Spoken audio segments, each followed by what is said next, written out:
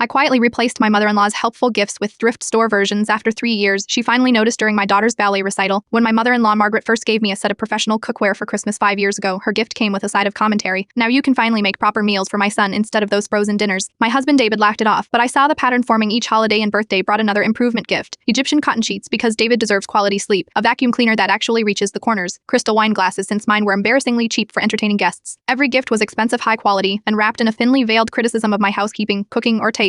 David would shrug. That's just mom being mom. She means well. After 3 years of smiling through gritted teeth, I hatched my plan while browsing a Goodwill store. I spotted a set of wine glasses remarkably similar to the Waterford crystal ones Margaret had given us, except these were $6 for the set. That weekend I carefully packed away her crystal glasses and replaced them with the thrift store version. When David poured wine that evening, he didn't notice the difference. Neither did Margaret during her next visit. Emboldened, I expanded my secret operation. That expensive Italian Fessa machine, replaced with a lookalike from Facebook Marketplace. The hand-painted serving platter from Portugal, swapped for a near-identical one from Salvation Army. I didn't donate or sell the original's parent that felt like stealing. Instead, I carefully stored everything in labeled boxes in my parents' basement. This wasn't about the money. It was about reclaiming my home from her subtle dominance. For 3 years, I systematically replaced nearly every gift she'd given us. Not once did David notice. Margaret, however, would occasionally squint at something during her visits, then shake her head as if clearing a thought. The moment of reckoning came last month at my daughter Lily's ballet recital. Margaret had given Lily an heirloom quality jewelry box for her birthday, claiming the cheap plastic one I'd bought was already falling apart. I'd replaced it with a similar wooden one from a second-hand shop. After the recital, we returned home for cake. Margaret walked into Lily's room to help her change, and suddenly froze, staring at the jewelry box on the dresser.